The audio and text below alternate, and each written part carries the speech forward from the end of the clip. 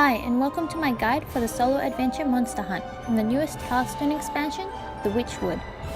This solo adventure is free, so you might as well check it out and have a go at it. You also get a card back from completing Monster Hunt. This guide is going to be separated into different sections. First, I will be focusing on the 4 unique heroes, their starter cards, and what passives and treasures they can get. Then I will be talking about the bosses in each tier, and the difficulties I came across with these bosses. I should also note that for this guide, I am specifically looking at the Monster Hunt dungeon run, and not the final boss, which you will be able to fight once you complete Monster Hunt on all 4 bosses.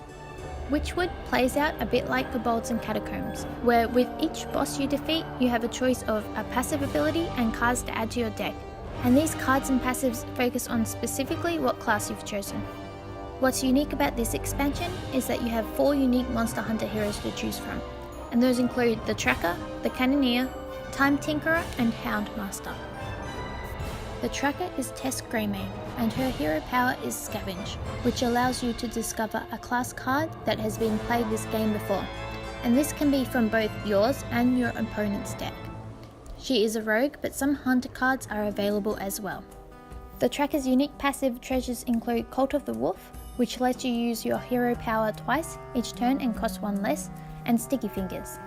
Her unique treasures can include Exterminate, Hunter of Old, Frenzied Trapper, Tools of the Trade, and Hunter's Insight.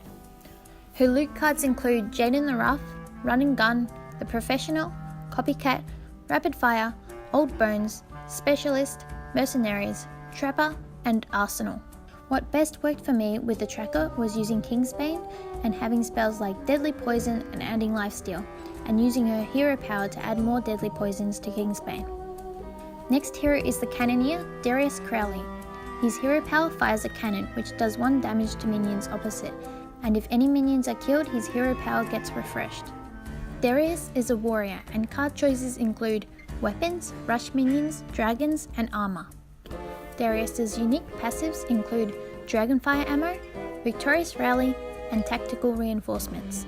His unique treasures include Seabreaker Goliath, Grizzled Reinforcement, and Tuskar Raider. His loot cards include Armory, Warcry, Attack, Strike, Dragonfire, Tactical, Pirates, Berserker, Legends, and Commander. I found the best way to play the Cannoneer was by taking advantage of his hero power, upgrading it with Dragonfire ammo, and using Grizzled Reinforcement. I also used a lot of minions and armor abilities, including minions that gave armor.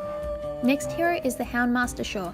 His hero power is Dog Whistler, which summons a 1 attack, 1 health Bloodhound with Rush. The Houndmaster is a hunter and uses Beast cards, Death Rattle cards, as well as some Druid cards. Shaw's unique passive is Companionship. His unique treasures are Bubba, Butch, Princess, Shaw's Shank, and Sikkim. His loot cards include Unwavering, Exotic Beasts, Stalking, Companions, Unload, Go for the Throat, Divide and Conquer, Pack Mentality, and Stomp Stomp Stomp. I should note that as the Houndmaster, what best worked for me is that I had the Jungle Giants quest, as well as 2 companionship passives, which gave my Bloodhounds 5 health, and worked for the quest too. The last hero is Timekeeper Toki. Toki is a very unique hero. Her hero power costs no mana, and she can start her turn completely again. Keep note that this also means any damage you did to the enemy doesn't get counted, but her hero power can be good to use with random cards. For me, I found Toki was the most challenging of the heroes to play. Toki is a mage, and her deck includes random cards, mechs, and elementals. Toki's unique passives are Double Time and Rewind. Her unique treasures are Chaos Theory, Clockwork Assistant, Stroke of Midnight, Puzzle Box, Enhancer-Matic, and Impetuous Companion. Her loot cards are Boom, Mechanical, Lost Secrets, Chaos, Erratic Creatures, Frosty, Knowledge, Legends, Magical Friends, and Elementalist.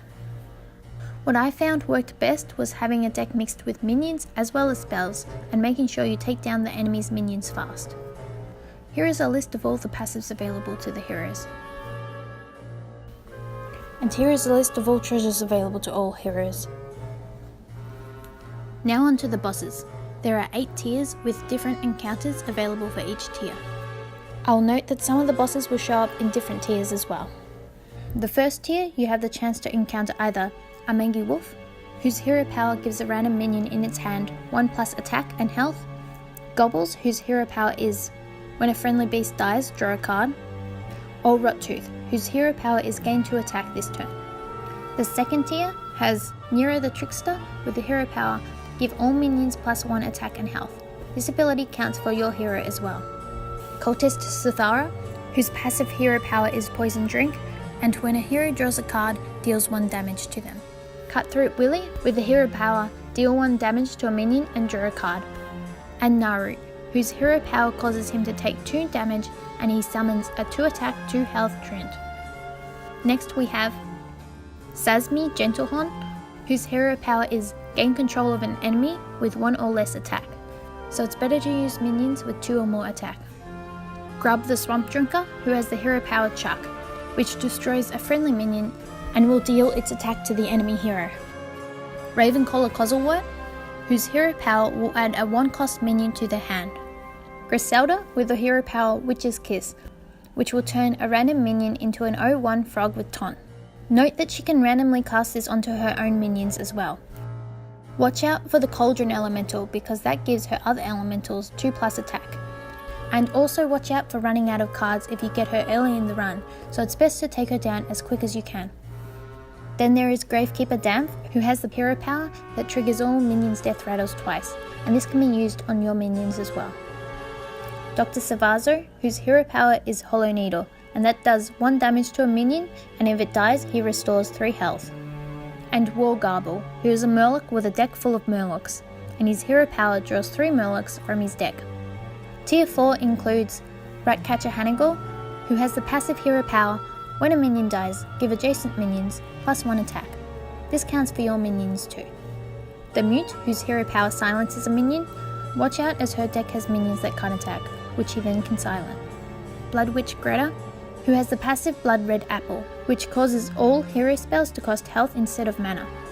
Watch out for when Blood Witch Greta uses Violet Illusionist, because then she can't take damage from her spells.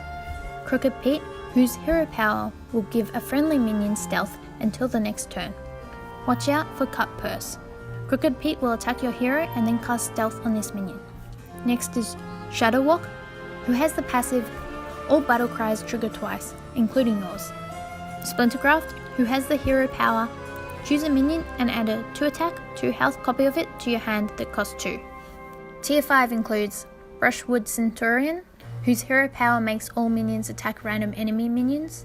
Baron the Blind, whose hero power spends all of his mana and does that much damage to a random minion. Winslow Toptalk, who has the hero power Hypnotize, that causes each player to shuffle their hand into their deck and draw that many cards. Plague Master Ransel, whose hero power does 2 damage to a minion, and if it survives, it gains the Poisonous ability. Grum, whose hero power is Terrify and costs 4 mana. This shuffles a minion into its owner's deck and it costs 4 less. Manhunter Ivan, whose hero power puts a random secret from his deck into the battlefield. Be aware that Ivan uses secrets, but as Toki, you can tell which secrets he will use by using your hero power. Then there's Inquisitor Havnix. Watch out as Havnix's hero power wipes your health in half. I beat Havnix as I managed to get an ice block, and I also had Hallowed Water as a treasure. Tier 6 includes Grodo the Bog Warden, who has a passive hero power that summons a 1/3 bloated zombie when one of your minions dies. Face Collector, whose hero power transforms a minion into a random one that costs 2 more. Forlorn Lovers, whose passive hero power is whenever a friendly minion dies, shuffle a copy into your deck. A lot of her cards make you draw cards, so be careful because you may find yourself having too many cards and running out of cards. And Cragtor. Watch out as his hero power is reduce the cost of minions in your hand by 1. And he has some strong minions as well as the Jungle Giant's quest card. I thought I was going to lose this one, but managed to beat him by making him fatigued, and he has a couple of poison seeds which backfires on his 8 attack, 8 health cards. Tier 7 includes the Whisper, whose passive hero power gives all spells echo, including yours. Vitus the Exiled, whose passive gives his minions +1 attack and health. Vitus has spells like Bloodlust and Doppelgangster minions, so try and get rid of his minions fast. And the Scarecrow, whose hero power lets him destroy a friendly minion and restore 8 health. And finally, Tier 8 includes Captain Shivers, whose hero power draws a weapon from his deck, Azalina Soul Thief, whose hero power summons 3 1 attack, 1 health wisps. Be careful, as she has cards that can boost her wisps, attack and health, so don't let her have a full board on minions. She also has a card that takes control of your minion, so be careful. I made this mistake and she ended up taking my 15 attack, 15 health minion.